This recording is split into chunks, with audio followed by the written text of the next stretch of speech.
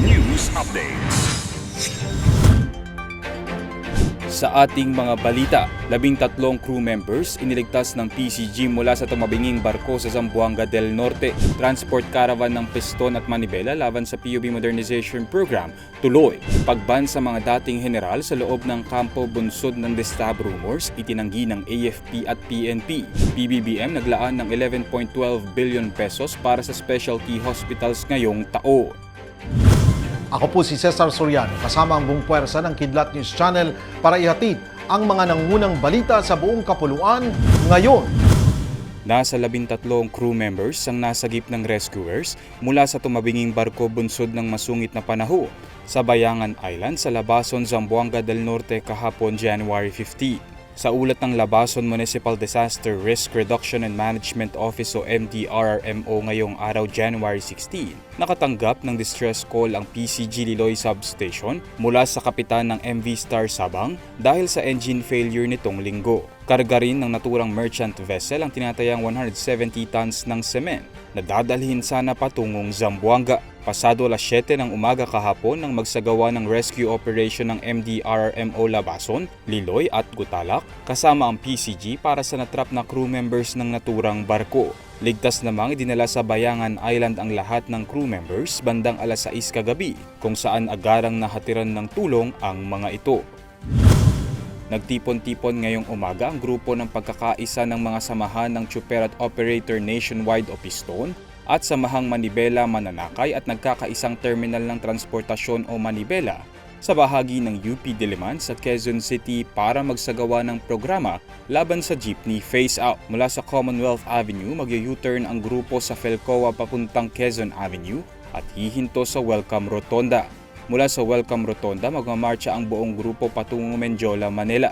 Ayon sa grupong manibela, di tulad ng nakaraan nilang kilos protesta, hindi umano matitigil ang pagseserbisyo ng ilang mga jeepney drivers sa mga mamamaya dahil may ibang mga tsuper ang nakatoka upang ihatid sa kanilang pupuntahan ang mga pasahero. Ayon naman sa pahayag ni Piston National President Modi Floranda, inaantabayanan ng grupo ang desisyon ng Korte Suprema tungkol sa kanilang petition for the issuance of Temporary Restraining Order o TRO upang mahinto ang implementasyon ng gobyerno sa inilabas nitong December 31 deadline for consolidation bilang parte ng PUV Modernization Program. Hiling ng grupo ng mga tsuper, mapakinggan ni Pangulong Ferdinand Marcos Jr. ang kanilang panawagan. Mariing itinanggi ng Armed Forces of the Philippines o AFP at Philippine National Police o PNP ang mga ulat ng pagpapabawal sa mga retiradong police at military generals na makapasok sa kampo bunsod ng umano'y destabilization plot laban sa Marcos administration. Saad ni AFP spokesperson Lieutenant Colonel Francel Margaret Padilla, wala raw bahid ng katotohanan ng nasabing ulat. Nabanggit din niya na kasama lamang sa kanilang standard operating procedure ang paghihigpit sa mga taong lumalabas at pumapasok sa kampo. Samantala, pinabulaanan din ni PNP Chief Police General Benjamin Acorda Jr. ang usap-usapang destabilization plan laban kay Pangulong Ferdinand Marcos Jr. at hindi rin niya alam kung saan nagmula ito. Una nang pinanawagan ni dating AFP spokesperson Colonel Medel Aguilar ang mga kritiko ng Administrasyong Marcos na itigil ang pagdawit sa militar sa Destab rumors. Nasa 11.12 billion pesos ang inilaang pondo ng pamahalaan para sa pagpapatayo ng specialty medical center sa bansa ngayong taon, ayon kay Pangulong Ferdinand Marcos Jr.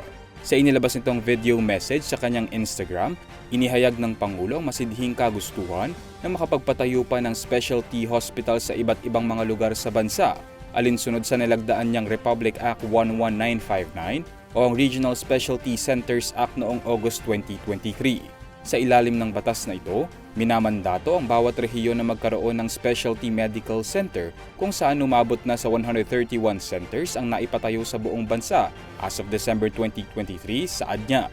Dagdag pa nito, nasa 91% o 204 out of 218 municipalities naman ang naabot ng programang Doctors to the Barangays na layong masigurong mabantayan ang kalusugan ng bawat mamamayan sa bansa.